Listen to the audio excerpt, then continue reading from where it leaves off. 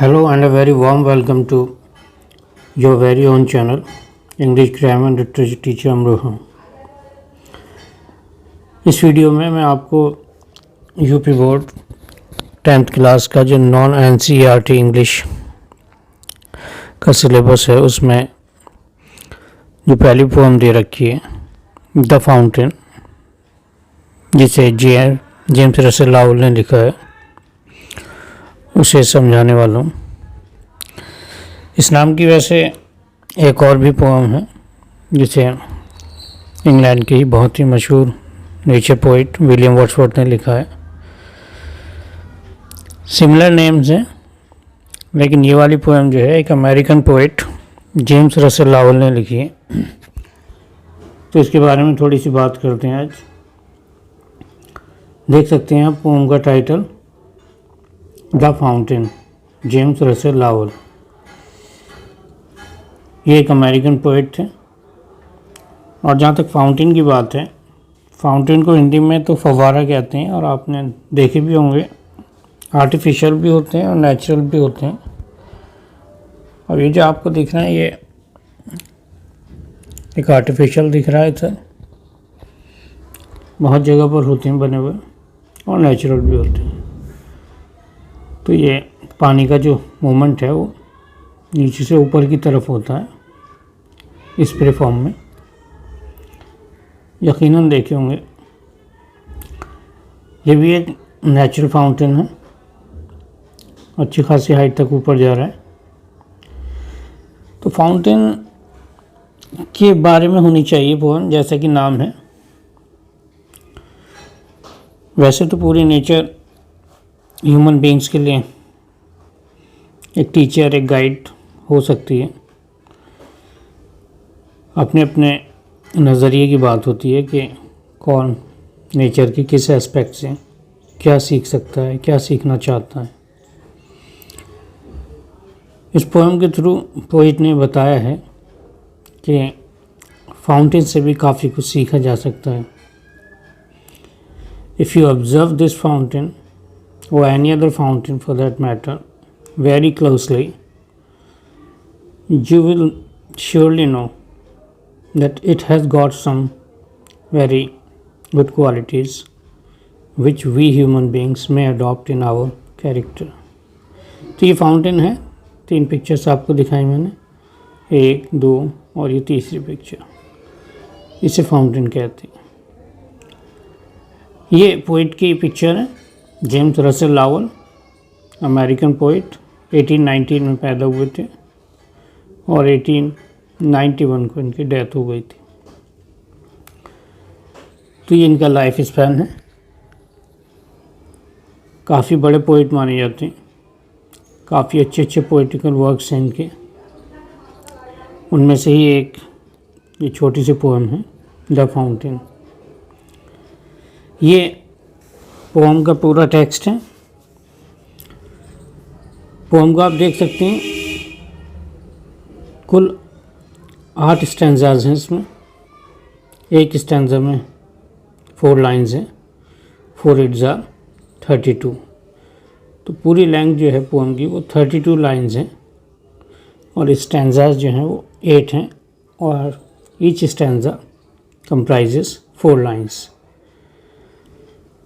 ये पोएम देख सकते हैं इनटू द सनशाइन से शुरू हुई है और अपवर्ड लाइक दी यहाँ पर ख़त्म हो गई है। यहाँ देख सकते हैं 1 2 3 4 5 6 7, ठीक है, 8 स्टैंजास हैं। तो किसी भी पोएम को समझने के लिए उसे पहले थोड़ा सा एनालाइज कर लेने में कोई बुराई नहीं है कि उसका स्ट्रक्चर क्या है, उसकी राइमिंग स्कीम क्या है। इस पर अभी बात करेंगे। पहले आप पोएम को सुन लीजिए कि पोएम सुनने में कैसी लगती है। तो आपके लिए यह है, इसे आप सुनिए, अच्छी लगेगी आपको। बहुत ध्यान से सुनिए। Into the sunshine full of delight, leaping and flashing from morn till night, into the moonlight whiter than snow, waving so flower like like when the winds blow. Into the starlight, rushing in spray. Happy at midnight, happy by day. Glad of all weathers, still seeming best. Upward or downward, motion thy rays. Glorious fountain, let my heart be. Fresh, changeful, constant. Upward like thee, upward like thee, upward like thee.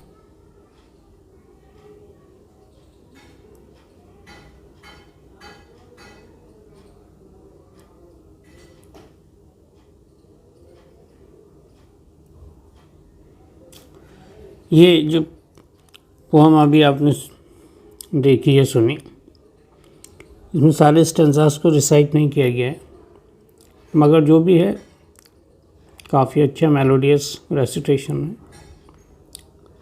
Singing है पूरी। Pome का central idea भी होता है, theme होती है। इसकी theme पहले सुन लें, फिर आपको पोएम समझाता हूँ। The fountain is a very inspiring poem. The poet describes the fountain in 3 different aspects. In the sunshine, it is bright and upward, leaping and glittering. In the moonlight, it appears snowy white and sways rhythmically like flowers when the wind rushes. Under the starlight, it rises and falls like spray. All the time, it is cheerful and lively.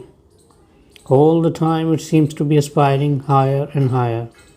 The poet wishes to learn these qualities of freshness, changefulness, constancy and aspiring from the fountain. ये इसका central idea है। अब आप ये पूरी poem बहुत आराम से समझ सकते हैं। आइए आपको पोएम पर ही लेके चलते हैं। There you are. मैंने बताया था कि 8 स्टैंजाज हैं इसमें, ठीक है। अब 8 स्टैंजाज में ये आपका आता है पहला स्टैंजा। पूरी पोएम को आप स्टैंजा वाइज समझ सकते हैं। Into the sunshine full of the light, leaping and flashing from morn till night. पहला स्टैंजा और पहला वर्ड जो है इनटू से, इनटू द सनशाइन। देखिए, अगर आप प्रेपोजिशन समझते हैं कि इन और इनटू में क्या डिफरेंस है। इन जो है वो स्टेशनरी पोजीशन के लिए आता है। कोई चीज़ अगर पहले से स्थिर है कहीं पर तो इनसे शो करते हैं, और अगर कहीं मूवमेंट है, मोशन है, कोई चीज़ गतिशील है तो हम इनटू से शो करते हैं, है ना। I am in the room, मैं कमरे में हूँ। आई am going into the room, motion दिखा रहा है। मैं ये नहीं कह सकता आई am going in the room. I am in the room अपनी जगह सही है क्योंकि स्टेशनरी पोजीशन दिखा रहा है, कमरे में हूँ। लेकिन अगर बाहर से अंदर एंट्री हो रही है ना, मोशन है, मूवमेंट है, तो इनटू यूज़ किया जाता है। तो I am going into the room, ना कि I am going in the room. तो कहने का मतलब ये कि पोइट ने इनटू से शुरुआत की है, ना कि इन से। इन द सनशाइन नहीं कहा है, इन द सनलाइट नहीं कहा, इन की जगह इनटू यूज़ किया है। इसका मतलब ये कि वो रात से सुबह में एंट्री कर रहा है ना, कंटिन्यूस मोशन है। डार्कनेस से सनशाइन में कोई एंट्री हो रही है, इसलिए यहाँ इनटू यूज़ किया है। Into the sunshine full of the light. Literal meaning ये है कि जब सूरज की किरणें फाउंटेन पर, फव्वारे पर पड़ती हैं तो वो कैसा नज़र आता है, फुल ऑफ द लाइट, यानी स्पार्कलिंग कर रहा होता है, ठीक है। Leaping and flashing. लीप कहते हैं राइज अप, ऊपर को जाना, उछलना, कूदना, ये उसका मूवमेंट होता है। फव्वारे को आप गौर से देखें ऐसे ही लगेगा। लीप, लीप कहते हैं उछलना, कूदना, जंप अप, राइजिंग अप। तो जब उस पर सनलाइट पड़ती है, सूरज की किरणें पड़ती हैं, तो वो रोशनी से भरपूर नज़र आता है और उछलता कूदता नज़र आता है। फ्लैश का मतलब यहाँ पर स्पार्कल है ना, चमकता है। और उसका ये जो तरीका है ये कब से कब तक रहता है, फ्रॉम मॉर्न टिल नाइट, है ना। जब तक सनशाइन है, जब तक सनलाइट है, तब तक वो इसी तरह से बिहेव करता है, leaping and flashing from morn till night. Morn जो है वो पोएट्स जो है मॉर्निंग के लिए मॉर्न भी यूज़ करते हैं, ठीक है। बाकी जनरल कॉन्वर्सेशन में हम मॉर्निंग ही पसंद करते हैं कहना, पोइट्री में मॉर्निंग को मॉर्न भी कहते हैं। तो फ्रॉम मॉर्न टिल नाइट ये उसका बिहेवियर रहता है, लीपिंग एंड फ्लैशिंग, और फुल ऑफ लाइट रहता है। उसके बाद फेस चेंज होता है इनटू द मून लाइट। अब बताया कि नाइट आ गई है तो मून लाइट शुरू हो गई, इनटू द मून लाइट। अब भी ये इनटू ही कहा है पोइट ने, इन द मून लाइट नहीं कहा है, क्योंकि अब भी ये ट्रांसफ़र हो रहा है इधर से इधर को, है ना, living one position and entering into another phase. तो into the moonlight whiter than snow, जब इस पर चांदनी पड़ती है, मून लाइट से मतलब चांदनी, चांद की रोशनी, चांदनी पड़ती है तो कैसा नजर आता है, वाइटर देन स्नो, वाइटर देन स्नो। यहाँ देख सकते हैं वाइटर, वाइटर देन स्नो का मतलब है ये वाइटर जो है वाइट से ही बना है, कंपैरेटिव डिग्री है, ज़्यादा सफ़ेद, बर्फ़ से भी ज़्यादा सफ़ेद नज़र आता है। ठीक है, यहाँ पर एक फिगर ऑफ स्पीच है जिसे क्या कहते हैं, सिमिली, ठीक है, जिसमें सिमिलैरिटी बताई जाती है वाइटर से, बल्कि उससे भी ज़्यादा सफ़ेद नज़र आता है, बर्फ़ से भी ज़्यादा। वेविंग सो फ्लावर लाइक, यहाँ भी वही फिगर ऑफ स्पीच है, और ये एक फूल की तरह लहराता है। ठीक है, एक फूल की तरह लहराता है। व्हेन द विंड्स ब्लो, जब हवाएं चलती हैं, जब हवाएं चलती हैं तो इसका जो बिहेवियर है वो कैसा होता है, वो भी खुशी से झूमता हुआ, एक्साइटेड है।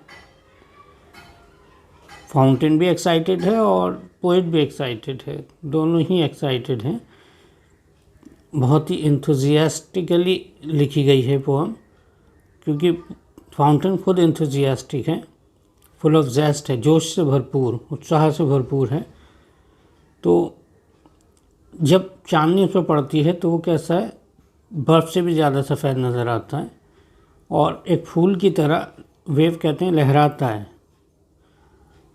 कब, जब हवाएं चलती हैं। अब देखिए तीसरा फेज़ है इनटू द स्टारलाइट।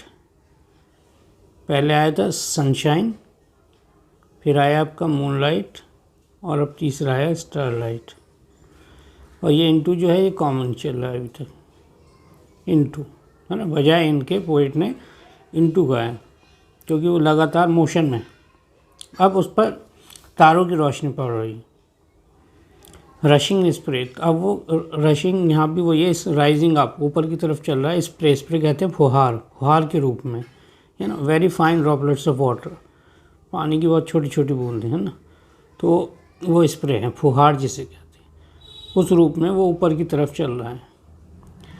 तो अब यहाँ समअप किया है, इस लाइन में समअप कर दिया है अभी तक का, happy at midnight, happy by day, यानी आधी रात को भी खुश है और दिन में भी खुश है। सनशाइन है तो भी खुश है, मूनलाइट है तो भी खुश है, और स्टारलाइट का मतलब मिडनाइट समझ लें, उसमें भी खुश है। तो किसी भी, कोई सा भी फेज़ ऑफ टाइम हो, कोई सा भी पीरियड ऑफ द डे हो, the fountain is always happy, happy. Ever in motion, तीनों स्टैंज़ा पहले ही बता चुके हैं कि ये हमेशा गति में है। एवर इन मोशन, हमेशा गति में रहता है। अब आया ब्लाइथसम एंड चीयरी। ये जो वर्ड है ब्लाइथसम, ब्लाइथसम कहते हैं हैप्पी, और चीयरी भी हैप्पी की सेंस में है, लेकिन थोड़ा सा डिफरेंस है। ब्लाइथसम जो है ये इंटरनल हैप्पीनेस है, अंदर की खुशी है ना, आंतरिक हर्ष, आंतरिक प्रसन्नता जो दिल के अंदर होती है। और ये चीयरफुलनेस है जो फेशियल एक्सप्रेशन से पता चलती है। कभी कभी इंसान अंदर से खुश होता है लेकिन चीयरफुल नहीं होता है ना, जो फेशियल एक्सप्रेशंस हैं उससे पता नहीं चलता है कि बंदा अंदर से खुश है। लेकिन ये जो फाउंटेन है ये इंटरनली भी हैप्पी है और एक्सटर्नली भी कैसा है, चीयरफुल। फेशियल एक्सप्रेशन से ही पता चल रहा है कि खुश है और इंटरनली भी हैप्पी है। तो ये कैरेक्टर, अच्छा कैरेक्टर जो है वो इस तरह की क्वालिटीज़ रखता है।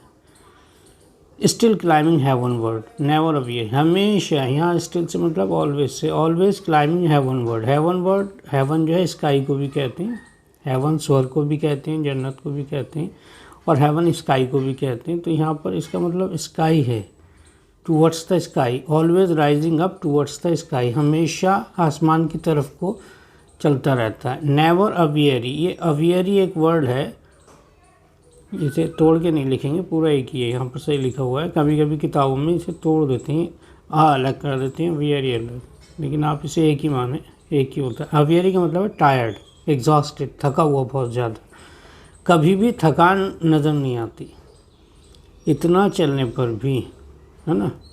24 hours of the day, 7 days a week, 365 days a year, इतना चलने के बाद भी the fountain never appears tired, कभी भी थका हुआ नज़र नहीं आता।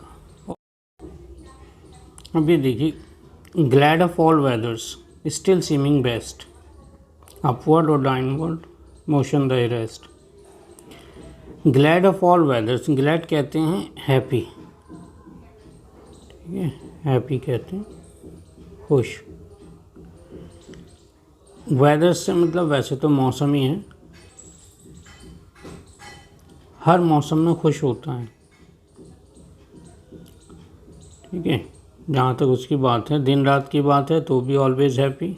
और वेदर से आप यहाँ पर अगर फिगरेटिवली लें, लिटरली तो मौसम ही दिख रहा है, लेकिन अगर वैसे दें, डीप मीनिंग में लें, तो यहाँ पर है situations of life, circumstances of life, किसी भी तरह की सर्कमस्टेंसेस हों आपकी लाइफ में, कैसी परिस्थितियाँ हों, सॉरोफुल हों या चीयरफुल हों, कैसी भी परिस्थितियाँ हों, उनका एक ही तरीके से उसको वो सामना करता है, और वो है ग्लैडनेस, खुशी के साथ, ठीक है। फाउंटेन जो है ज़्यादा अफेक्टेड नहीं होता है कि किस तरह की लाइफ आई, तूफ़ानी मौसम हुआ तो अलग बिहेवियर हो, ऐसा नहीं, किसी भी टाइप के सर्कमस्टेंसेस हों, the fountain is always happy, still seeming best, हमेशा बेहतरीन से बेहतरीन नज़र आता है, ठीक है। हमेशा एक कोशिश होती है कि कल मैं गुड था, आज मैं बेटर हो जाऊं, कल बेस्ट हो जाऊं, अपने आप से ही कंपटीशन, किसी और से कंपटीशन नहीं,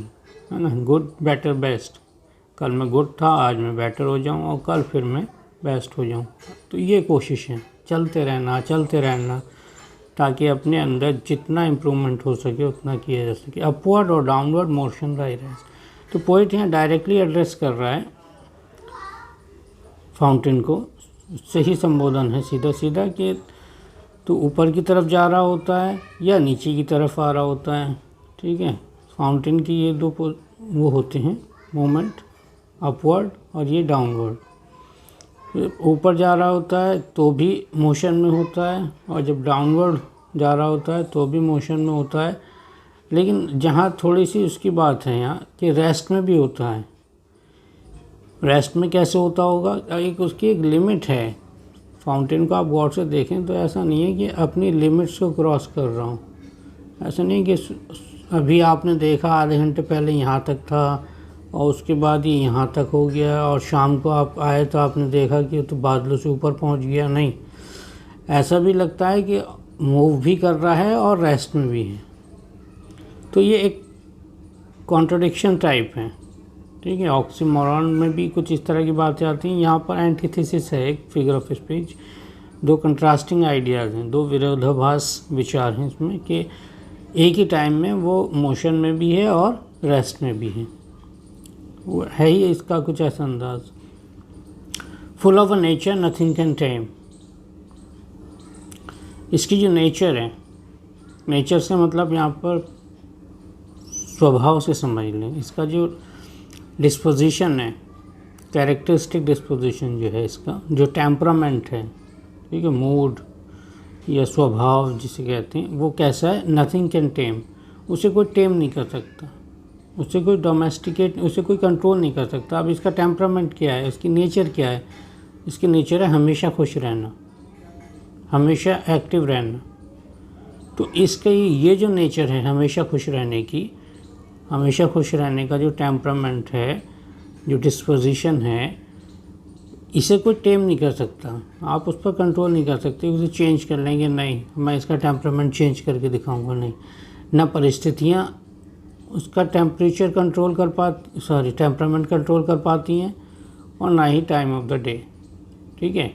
ना एक्सटर्नल फैक्टर्स, जैसे दिन में बहुत ज़्यादा गर्मी हो मान लीजिए तो उससे अफेक्टेड नहीं होता। और दूसरी बात ये कि यहाँ वेदर से मेरा मतलब था इंटरनल, है ना, जो परिस्थितियाँ हैं वो, तो ना तो एक्सटर्नल फैक्टर्स इसके टेम्परामेंट को कंट्रोल कर सकते हैं और ना इंटरनल। ये इसकी ख़ास बात है, सबसे अच्छी बात है। फुल ऑफ नेचर, एक ऐसी डिस्पोजिशन, एक ऐसी टेम्परामेंट है इसके पास कि उसे किसी भी तरह के जो फोर्सेस हैं एक्सटर्नल या इंटरनल वो चेंज नहीं कर सकते, इसके स्वभाव में बदलाव नहीं ला सकते। चेंज्ड एवरी मोमेंट, हर पल बदला हुआ है ना, चूँकि हर टाइम मूव कर रहा है तो हर पल चेंज्ड नज़र आ रहा है, बदला बदला नज़र आ रहा है। लेकिन पोएट कहता है एवर द सेम। अब ये दोनों आपस में कॉन्ट्रडिक्टरी हैं, चेंज्ड और सेम, है ना। एक ही टाइम में वो कह रहा है पोएट कि वो चेंज्ड भी है, हर लम्हा हर पल वो चेंज्ड है, बदला बदला नज़र आ रहा है, मगर एवर द सेम, हमेशा वही का वही नज़र आ रहा है। चेंज्ड इसलिए क्योंकि वो मूवमेंट में है, मोशन में, लेकिन सेम आप अंदाज़ा लगा सकते हैं कि आप उसे जब भी देखेंगे सेम ही नज़र आए, लेकिन एक्टिव है, हमेशा अपनी पोजीशन में चेंजेस भी ला रहा है।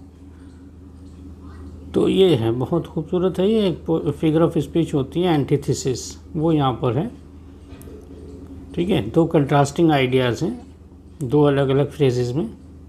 अगर एक ही फ्रेज में दो कंट्रास्टिंग आइडियाज़ होते हैं तो वो ऑक्सीमोरॉन होता है। जैसे हम कहते हैं कि ही इज़ रेगुलरली इर्रेगुलर, है ना, रेगुलरली और इर्रेगुलर दो कंट्रास्टिंग आइडियाज़ हैं, लेकिन वो एक ही फ्रेज में, वो ऑक्सीमोरॉन कहलाता है। यहाँ भी दो कंट्रास्टिंग आइडियाज़ हैं मगर दो अलग अलग फ्रेजेस में हैं। चेंज्ड एवरी मोमेंट ये अलग फ्रेज हो गया, एवर द सेम ये अलग फ्रेज, तो ये एंटीथेसिस कहलाता है। तो खैर ये बहुत अच्छी बात है कि ये बताना चाह रहा है पोएट कि हमें अपने अंदर बदलाव भी लाते रहने चाहिए, हमें समय के साथ चलना है। ऐसा नहीं कि जैसा हम 200 साल पहले थे आज भी वैसे ही रहें, जैसे हम आदि मानव के तौर पर बिहेव करते थे आज भी वैसे ही करें। नहीं, इंसान को अपने अंदर चेंजेस लाते रहना चाहिए, बट एवर द सेम, लेकिन सेम भी रहना चाहिए। सेम मतलब एक कैरेक्टर में एक फर्मनेस होनी चाहिए, कॉन्स्टेंसी होनी चाहिए, है ना। सेम से मतलब ये नहीं कि कल आप गरीब थे तो आप बहुत ही नरम स्वभाव के थे, आज आप अरबपति हो गए तो स्वभाव अलग हो गया, बिल्कुल नहीं।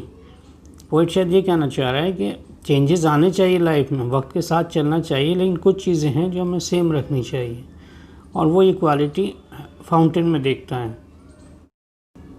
अब हम आते हैं stanza number 7, second last stanza है 7। ceaseless aspiring, ceaseless content, darkness or sunshine, thy element।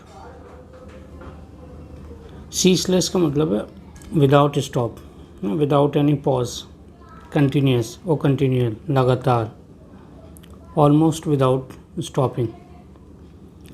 Aspiring का मतलब यहाँ पर राइजिंग अप है, लिटरल मीनिंग राइजिंग अप है, वैसे एस्पायर का एक मीनिंग होता है to be ambitious for something, to long और to aim at something, to long for something और टू एम एट समथिंग, और to be ambitious for something, वो भी मीनिंग होता है। यहाँ हम अगर लिटरल मीनिंग लें एस्पायरिंग तो उसका मतलब होगा राइजिंग अप, ठीक है। सीसलेस हो गया एडजेक्टिव और एस्पायरिंग अप हो गया, एस्पायरिंग हो गया नाउन। तो rising up without any stop, ना, always seems to be rising up and up and up. तो फव्वारा जो है वो हमेशा बिना रुके ऊपर की तरफ चलता रहता है, ठीक है। वो उसका डेवलपमेंट दिखा रहा है, its tendency to develop, to improve itself day by day. Ceaseless content, अब ये फिर कंट्रास्टिंग आइडियाज़ आ गया है, दो कंट्रास्टिंग आइडियाज़ हो गए। एक तरफ तो सीसलेस एस्पायरिंग है अगर इसे एम्बिशियस फॉर समथिंग लिया जाए, और दूसरी तरफ है सीसलेस कंटेंट, है ना, कंटिन्यूस सेटिस्फैक्शन। तो दो उल्टी बातें भी हो सकती हैं लेकिन इसके अंदर है ऐसा, जैसे ऊपर भी आया था, है ना, जो ये आया था ना, changed every moment ever the same, ऐसे ही ये भी है लगभग, कंट्रास्टिंग आइडियाज़ हैं। सीसलेस एस्पायरिंग यानी बिना रुके ऊपर चलता रहता है, और इसके अंदर कंटेंट से मतलब यहाँ पर सेटिस्फैक्शन है ना, नाउन है, और सीसलेस फिर वो योग है विदाउट एनी स्टॉप, एक ऐसा संतोष की भावना है कि या आई हैव गॉट मच, मेरे पास अब काफ़ी आ गया है। तो ये भी लगता है कि trying to improve itself day by day, ऊपर की तरफ चलते चले जाना, ये भी टेंडेंसी है, और साथ ही साथ फीलिंग ऑफ सेटिस्फैक्शन भी है कि I have got the much which I deserved.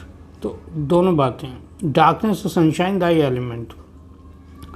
Poet कहना चाहता है कि चाहे डार्कनेस हो चाहे सनशाइन हो, whether it is the presence of light और it is the absence of light, रोशनी हो या ना हो, दाई एलिमेंट मीन्स एलिमेंट का मतलब है यहाँ पर स्फीयर ऑफ एक्टिविटी या एनवायरनमेंट, दोनों तरह के एनवायरनमेंट में काम करने की एक स्किल है इसके पास, ठीक है, दोनों तरह की। ये नहीं कि कोई बहानेबाजी नहीं है कि हाँ it's darkness so I can not work, या it is too much sunshine I can not work. Poet ये कहना चाहता है किसी भी तरह का एनवायरनमेंट हो, इसके लिए दोनों जो हैं वर्किंग एटमॉस्फेयर है, कोई एक्सक्यूजेस नहीं, कुछ नहीं। Whether light is present it is working, whether light is absent it is working, ठीक है। जैसे आया था happy by day happy by night, तो दोनों तरह की सिचुएशंस में काम करता है, always active without any excuses.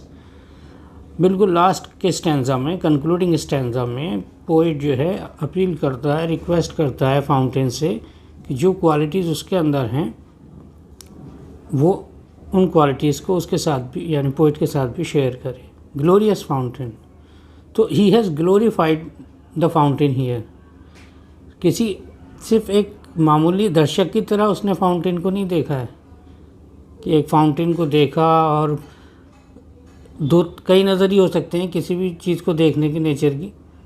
ये भी हो सकता है आप देखें और देखकर इग्नोर कर दें, और ये भी हो सकता है देखें और आप अट्रैक्टेड फील हों और उसे अप्रिशिएट करें, ये दूसरी स्टेज हो गई। एक तीसरी जो और भी ज़्यादा एडवांस्ड स्टेज है वो है कि to learn something from that aspect of nature, प्रकृति के उस एस्पेक्ट से कुछ सीखना भी, ना केवल तारीफ़ करना बल्कि उससे कुछ सीखना भी। तो फाउंटेन को इस पूरी पोएम में ग्लोरीफाई किया है ना, फाउंटेन की तारीफ़ें ही तारीफ़ें हैं, ग्लोरीफाई का मतलब किसी की तारीफ़ें करना। तो फाउंटेन को क्रिटिसाइज़ नहीं किया है, फाउंटेन को फुली ग्लोरीफाई किया है, उसकी क्वालिटीज़ को इन्यूमरेट किया है वन बाय वन, और जो बेस्ट क्वालिटीज़ हैं वो नीचे सम अप कर दी। तो पहले कहता है ग्लोरियस फाउंटेन के शानदार फव्वारे, लेट माई हार्ट बी, मेरे दिल को भी कर दे ऐसे ही, कैसा, फ्रेश, अपनी तरह फ्रेश, हमेशा तरोताज़ा रहने वाला, है ना, कोई सुस्ती नहीं, कोई थकान नहीं, कुछ नहीं, मैं एक्टिव रहूं हमेशा और हमेशा फ्रेश नज़र आऊं। चेंजफुल, समय के साथ साथ मैं परिवर्तित होता रहूं, अपने अंदर जो ज़रूरी परिवर्तन है वो लाता रहूं। चेंजफुल नेचर मेरी होनी चाहिए जैसे तेरी है। कांस्टेंट का मतलब यहाँ पर बिना रुके चलने वाली जो टेंडेंसी है वो है, ठीक है। तो चेंजफुल भी रहूं, बदलाव भी मेरे अंदर आते रहें समय के साथ साथ, और मैं बिना रुके तेरी तरह चलता रहूं, हमेशा तरोताज़ा रहूं। अपवर्ड से मतलब यहाँ पर एडवांसमेंट है, ज़रूरी नहीं कि लाइफ में वो पोइट भी ऊपर की तरफ कोई चलना चाहे, वो तो लिटरल मीनिंग है। अपवर्ड से मतलब एक एडवांसमेंट इन लाइफ, ज़िंदगी में तरक्की करना। लाइक दी का मतलब है YOU, ये दी है, पोइट्स लोग यू को दी कहते हैं, ठीक है। वैसे आम कॉन्वर्सेशन में ये सब नहीं चलता है, ये सेकंड पर्सन का सिंगुलर फॉर्म होती थी पहले, पोइट्री में आज भी चलती है, ठीक है, अदरवाइज़ वैसे नहीं चलता है। होता ये पर्सनल प्रोनाउन ही है, जैसे आई, यू, योर, यू होता है, ऐसे ही दाऊ, दाई और दी होता है, ठीक है। यू जो है वो आज की डेट में यू सिंगुलर भी है, एक के लिए भी यू ही आता है, एक से ज़्यादा के लिए भी यू आता है, लेकिन हिंदी ओल्डन इंग्लिश, पुरानी इंग्लिश में ये भी होता था कि जो सिंगुलर यू था उसके लिए दाऊ चलता था। जैसे हिंदी में हम तू कहते हैं, तो तू आमतौर से एक के लिए आता है, तो आप समझ जाएंगे तू। तुम एक से ज़्यादा के लिए भी हो सकता है। जब हम कहते हैं कि तुम कल कहाँ थे, तो हो सकता है हम एक की बात कर रहे हैं, हो सकता है हम दो की भी कर रहे हैं, लेकिन जब ये टू वर्ड आता है तो वो आमतौर से एक के लिए ही होता है। तो ऐसे इंग्लिश में भी होता था, वैसे नहीं आप यूज़ कर सकते कि आप किसी सिंगुलर यू को कहना चाहें, आप दाऊ से कहें, ठीक है। वेयर वर्ड दाऊ, तुम कहाँ थे, नहीं, वो पोइट्री में चलता है। गॉड के लिए भी अक्सर हम इसी तरह से एड्रेस करते हैं, अदरवाइज़ यू ही चलता है। तो दाऊ, दाई, दी, ये पर्सनल प्रोनाउन नहीं है। तो कहने का मतलब ये है कि पूरी पोएम में पोइट को फाउंटेन के अंदर कुछ क्वालिटीज़ बहुत अच्छी लगी हैं और वो बाद में अपील करता है कि उन क्वालिटीज़ को वो उनके साथ शेयर कर ले। So that's all. I hope you liked the explanation, and if you really liked the explanation, please like this video, and if you have got to say something, कुछ भी कहना हो आपको, please mention it in the comment section, and if you have not yet subscribed to my channel, please do subscribe. I will surely give you much more than this. Thank you very much.